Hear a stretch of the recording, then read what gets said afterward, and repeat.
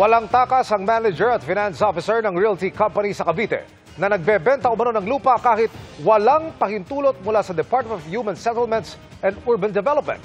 Dati na raw pinatigil ang operasyon pero hindi ito sumunod. Nakatutok si John Consulta. Exclusive. Pagkakuha ng senyas ng mga operatiba, pinasok na ng NBI Cavite District North ang target na opisina sa Naik, Cavite. Akin na yung resibo. Yung pera na binigay. Chief.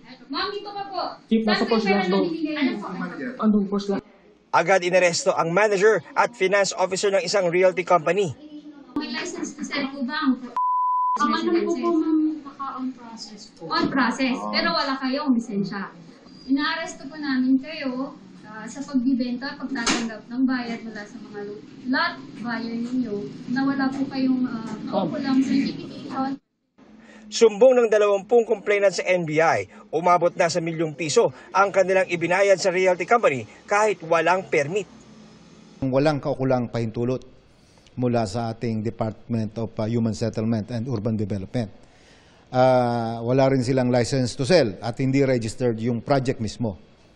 Dati nang nag-issue ng cease and desist order ang Department of Human Settlement and Urban Development o DSUD upang tumigil sila sa pagtanggap ng bayad. Ngunit patuloy pong nilabag ng nasabing realty company ang batas kung kaya't tayo po ay nagsagawa ng isang entrapment operation. Ayon sa DSUD, dehado ang mga residenteng nabebentahan ng lupa ng mga kumpanyang walang permit. Paalala nila. Pwede pong pumunta sa aming opisina sa regional offices or pwede pong puntahan ang site na sinasabi na binibenta po sa inyo para makita po niyo mismo kung talagang totoo na may project. Meron bang development na nangyayari dyan at merong karampatang permits na galing po sa aming opisina. 2 kaso ang ating ipinail via inquest. Ito yung paglabag sa PD 957 nga at kasama na rito ang estafa.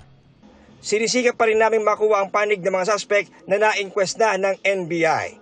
Para sa GMA Integrated News, John Consulta, Nakatutok, 24 Oras.